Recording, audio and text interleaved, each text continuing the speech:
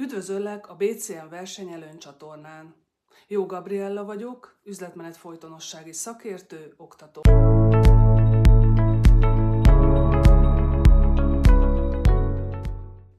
Ebben a szakmai videósorozatban olyan iránytűt adok neked, amellyel a váratlan helyzetek nem megbénítják, hanem megerősítik a cégedet.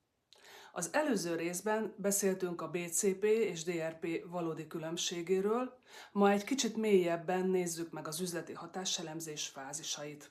Szeretném megmutatni, hogyan történik az üzleti folyamatok azonosítása. Sokan megijednek, amikor meghallják a folyamatfelmérés szót, mert rögtön több száz oldalas folyamatábrákra és végtelen táblázatokra gondolnak. A mi szakmánkban azonban a kevesebb néha több. Amikor leülök egy BIA interjúra, mindig a legkisebb szervezeti egység kulcsemberét vagy vezetőjét hívom el. Ő az, aki a legjobban ismeri a napi operatív valóságot. Ilyenkor még egyáltalán nem beszélünk fontosságról vagy kritikusságról. Csak a tiszta működésre vagyok kíváncsi. Mindig azt kérem tőlük, képzeld el, hogy a szakterületedet egy kerítés veszi körbe.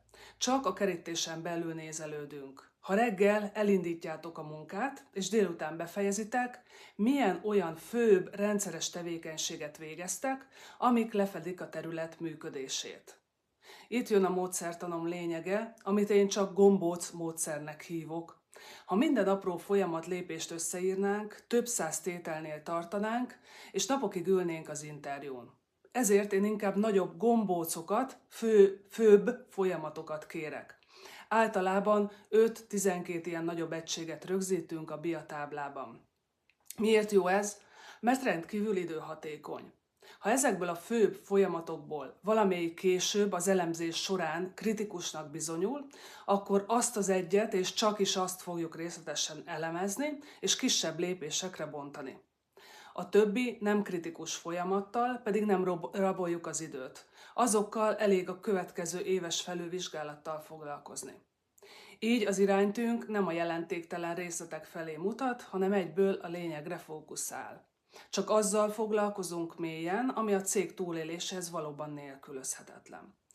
Most pedig álljunk meg egy pillanatra. Vedd elő te is a saját iránytűdet. Ha a te szakterületed köré kerítést húznánk, mi lenne az a maximum 10 gombóc, amivel leírható a napi munkátok? Próbáld meg fejben összeírni. A jó hír az, hogy ez a biztonság nem varázslat, hanem egy közösen felépíthető folyamat. Ez az út vezet a valódi versenyelőnyhöz.